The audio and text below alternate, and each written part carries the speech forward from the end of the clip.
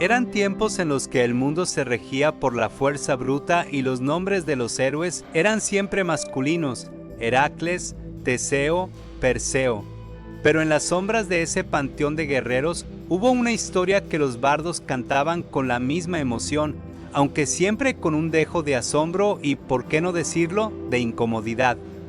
Era la historia de una mujer que no pidió permiso para blandir el arco, que no esperó un rescate y que, en lugar de ser presa, se convirtió en la cazadora más temida de la Hélade. Su nombre era Atalanta, y su destino comenzó donde la compasión humana terminó, en la cima helada de un monte, abandonada por su propio padre, el rey Esqueneo, quien, decepcionado al ver que su hijo esperado era en realidad una niña, ordenó que la dejaran morir, pero el frío no pudo con ella, ni el hambre ni las fieras.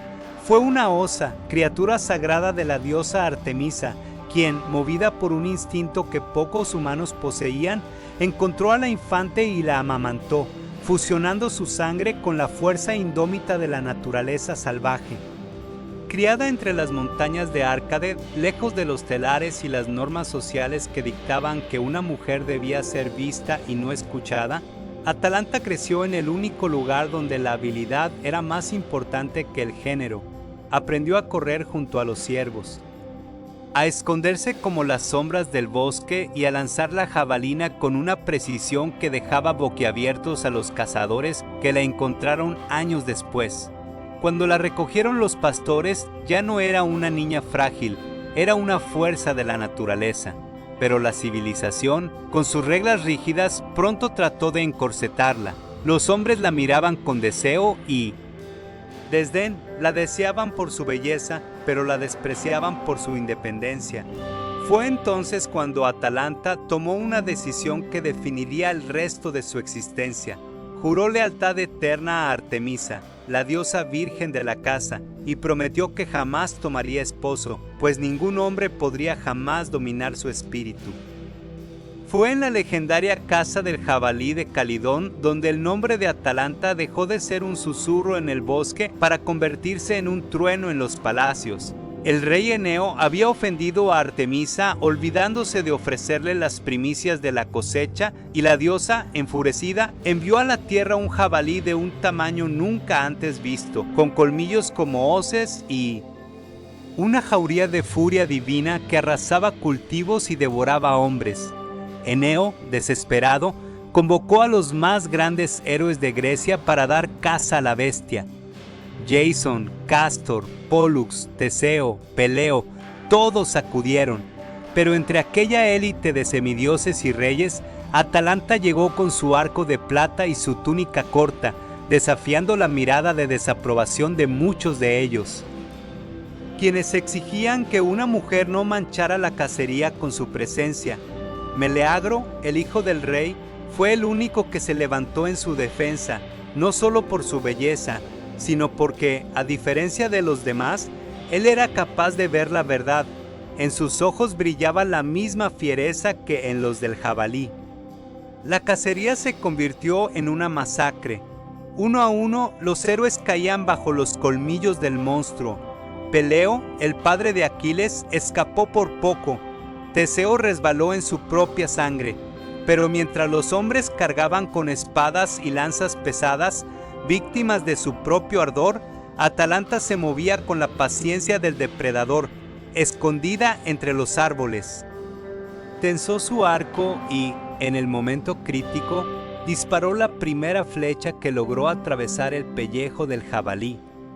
Fue un flechazo certero en el costado, el primer derramamiento de sangre divina. La bestia rugió, volviéndose hacia ella, pero ese breve instante de dolor y desvío permitió a Meleagro lanzar su lanza y dar el golpe mortal. Aunque fue Meleagro quien mató al jabalí, todos los presentes sabían que sin la intervención de la mujer, el animal los habría devorado a todos. Sin embargo, la gloria, como solía ocurrir en aquella Grecia, intentó ser arrebatada. Los héroes, heridos en su orgullo, se negaron a darle su parte del botín, despreciando su mérito.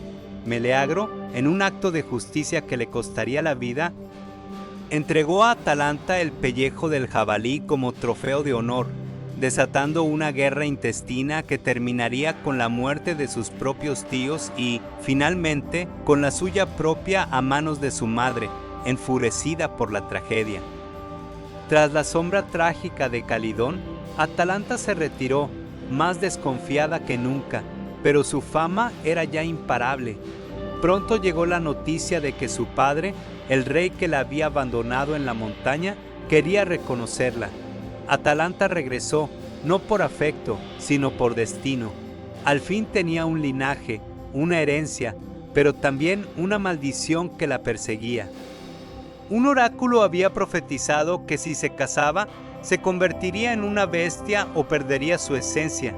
Para evitar que un hombre la encadenara al destino común de las esposas griegas, Atalanta ideó un desafío que helaba la sangre de cualquier pretendiente. Anunció que se casaría con aquel que pudiera vencerla en una carrera a pie. El premio era su mano, la consecuencia, la muerte. Para los griegos, que veneraban la velocidad y la destreza física como la máxima expresión de la virilidad, aquello era la humillación suprema, ser derrotado por una mujer en el terreno donde el hombre debía reinar. Muchos lo intentaron, movidos por la obsesión de poseer a la cazadora o por la arrogancia de creerse más rápidos. Todos fracasaron. Uno tras otro, sus cuerpos quedaban tendidos en la arena, víctimas de su propio ego y de la velocidad sobrenatural de la doncella. Fue entonces cuando apareció Hipómenes, un joven de noble corazón pero de inteligencia aún más aguda. Al ver a Atalanta correr, sintió una pasión abrumadora, pero sabía que la fuerza bruta no bastaría. Si corría con honor, moriría como los demás. Así que hizo lo que ningún otro pretendiente había tenido la astucia de hacer. Recurrió a la diosa del amor, Afrodita. Hipómenes comprendió que para vencer a la guerrera de Artemisa necesitaba un arma que no fuera de este mundo. Afrodita, que observaba con resentimiento cómo Atalanta despreciaba el matrimonio y el amor romántico, decidió intervenir. La diosa del amor le entregó a Hipómenes 3 manzanas de oro provenientes del jardín de las Hespérides. Frutas divinas que brillaban con una luz imposible de ignorar y que desprendían un aroma capaz de distraer incluso a la voluntad más férrea. El día de la carrera, la multitud se reunió expectante. Atalanta, confiada tras sus incontables victorias, se colocó en la línea de salida con la seguridad de quien ha vencido a los mejores. Hipómenes, a su lado, escondía las manzanas en su túnica. Al sonido de la señal, ambos explotaron hacia adelante. Atalanta corría como el viento, dejando una estela de polvo y asombro. Era justo cuando comenzaba a adelantarse, Hipómenes lanzó la primera manzana de oro. El objeto rodó frente a los pies de Atalanta, despidiendo un brillo hipnótico. La heroína, movida por un impulso que ella misma no comprendía, se desvió de su trayectoria para recogerla. La carrera se reanudó y de nuevo Hipómenes lanzó la segunda manzana, obligándola a desviarse nuevamente. La ventaja se redujo. En el tramo final, cuando Atalanta estaba a punto de cruzar la meta y sellar su libertad para siempre, Hipómenes lanzó la tercera y más brillante manzana, pero esta vez la lanzó lejos, hacia un costado del camino. Atalanta dudó por un instante, y en ese instante de codicia inducida por la magia de Afrodita, perdió la carrera por un suspiro. Por primera vez en su vida, Atalanta había sido vencida, no por la fuerza o la velocidad de un hombre, sino por un truco divino y la debilidad que los dioses sembraron en su corazón, la curiosidad por lo prohibido. Atrapada por su propia palabra, Atalanta se convirtió en esposa de Hipómenes. Pero lo que parecía el final de una leyenda fue, en realidad, el inicio de una tragedia aún más oscura. Aunque Hipómenes la amaba, Atalanta nunca olvidó que su derrota fue un engaño. La ira de Artemisa, sin embargo, no tardó en manifestarse.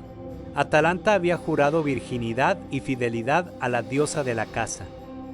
Al casarse, había roto ese juramento, y para Artemisa, No había perdón para quienes traicionaban su esencia. La venganza no fue inmediata, pero sí cruel. En una ocasión, mientras la pareja descansaba en un santuario dedicado a Zeus, o quizás a la propia Artemisa, según las versiones más antiguas, sucumbieron a su pasión en un lugar sagrado, cometiendo un sacrilegio que colmó la paciencia de los dioses. Cibeles, la Gran Madre, o en otras versiones la misma Artemisa, los encontró profanando el recinto sagrado.